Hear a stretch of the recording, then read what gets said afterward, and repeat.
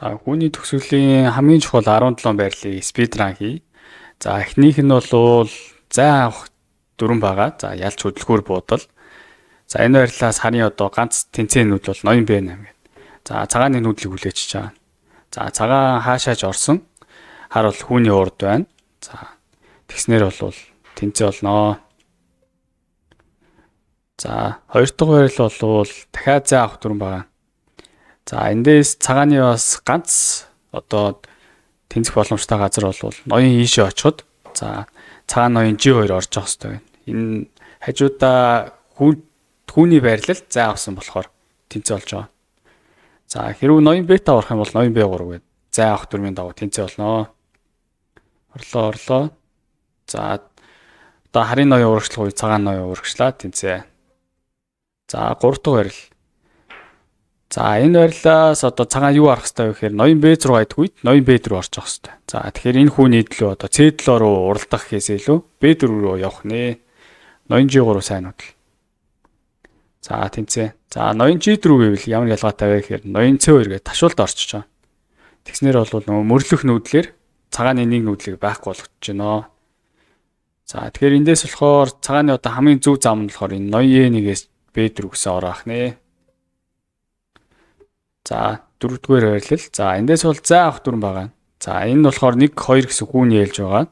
Цагаас одоо энэ хоёр хүүний ээлжийг байхгүй болгосноор бол амжилттай тэнцэнэ. За ноён H2 гэвэл яаж орж тах вэ гэхээр орлоо, идлээ. За эндээ нэг хүүний ээлжтэй болохоор цагааны зай авах дүрэн буюу одоо оптиц бол үйлчлэхгүй. За ингээд түлхүүр буудлаа алдчихж байгаа. За энэ нөхцөлд бол эхэлж хүүгөө өглөө. Хэрвээ идэх юм бол цагааны хүү F4 хүү амжиж хамгаалчихна. Идлээ. Тэгэхээр дахиад өгчөж байгаа. За тэгснэр бол харын хүү бол ээлж авах юуг болоод за харын ноён болохоор хүүний хажууд ирчихэж байгаа. За ингээд тэнцээ болж байна. За 5 дугаар байрлал. За хамгийн алдартай буюу гурвалжгийн дүрэн байгаа эндээс. Ноён E4, ноён F1. За харын ноён 3 нүүж яхад цагаан ноён буюу 2 нүүж байна. За орлоо. Ноён E5 ороход ноён F1, ноён E4 гэж орсноор бол гурвалж аваад одоо орох юм бол ноён E3 орж байгаа хүүгээ яваад хожино. За ноён E2 орох юм бол F4 ороод одоо G3 руу ороод хожиж байгаа. За эндээс бол ноён H2 ороход бирс гарах юм бол тэнцээ болдог болохоор тэрэг гарч иж хождог.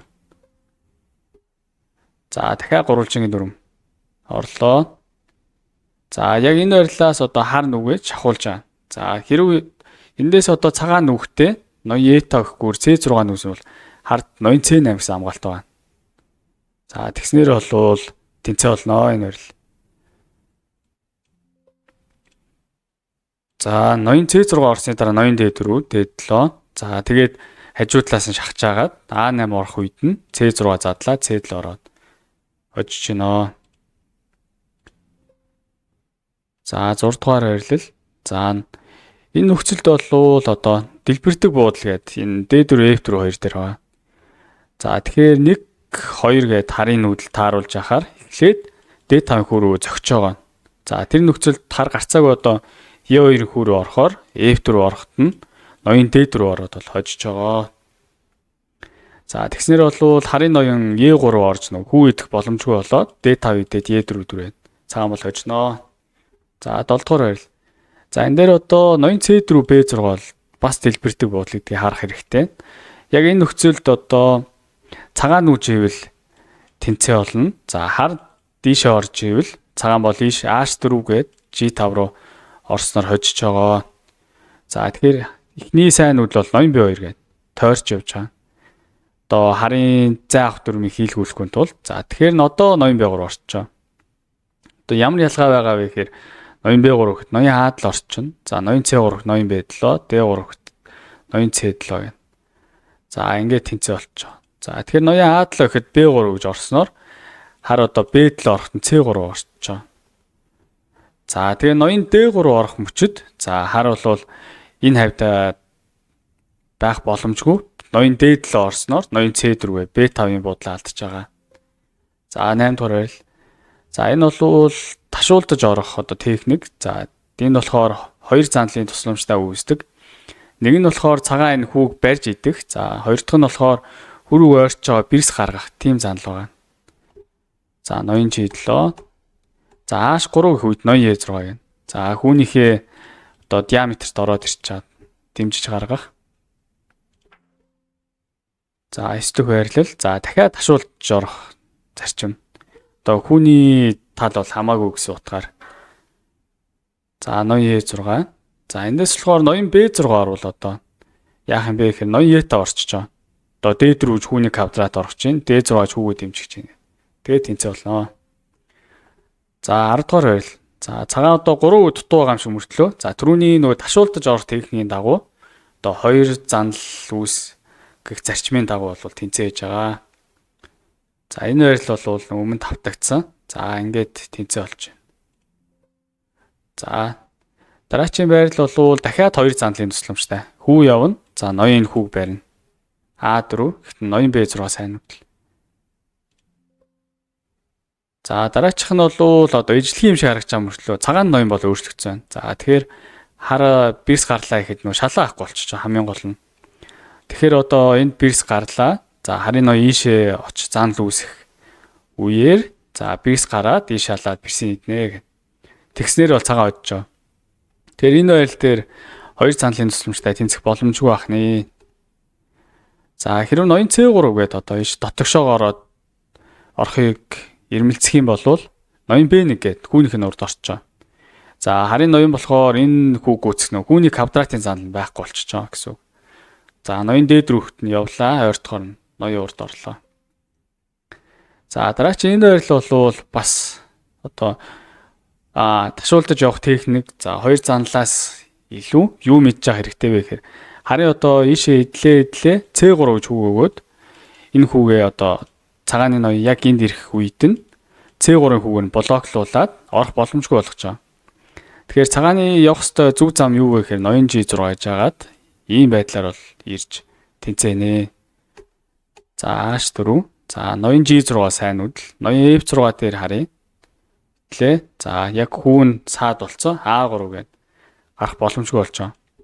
За ноён G6 гээд энэ хүү явах ч болохоор хар идэнэ. За тэр үед нь бол энэ хүүг бол энэ хүүнүүдийг бол олоод ичиж байгаа. За тэгснээр тэнцээ болж байгаа. За дараагийн одоо ийм 2 хүүтэй нөхцөлд одоо хараас яаж хамгаалт юм бэ гэхээр одоо хүүний урд буюу орох ёстой. За цодлого үед нь ноён G4-гээ хүүний урд орчиж байгаа. За тэгснээр бол амархан тэнцэнэ. За ингээд заа авсан болохоор одоо хар зайн даваатайгаа болохоор харын ноён цагааны ноёнд бол шахуулахгүй гэсэн үг. За ноён E рүү орох юм бол цагаан ноён одоо харын хүүний урд орж байгаа бол хожиж байгаа. За ингээд заа авах дүрмийн дагуу ийш орохт нь ингэж ороод тэгээ шахаад энэ хүүний ичнэ.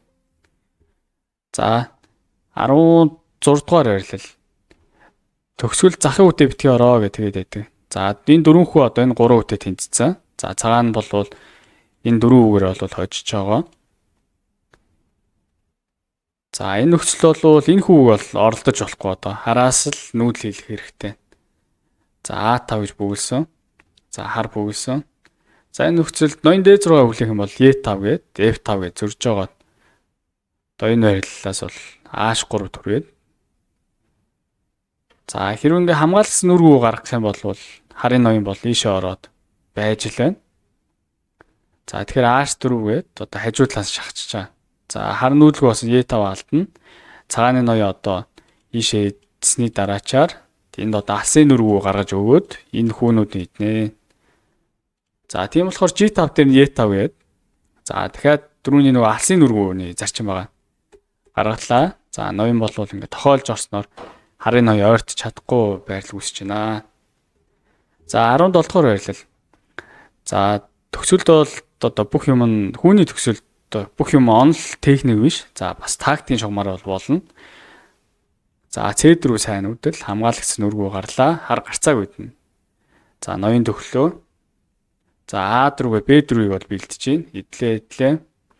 За эндээс бол одоо A5 гээд хожино гэвэл бол буруу. За B3 гээд харын сөрөг тоглолт байгаа.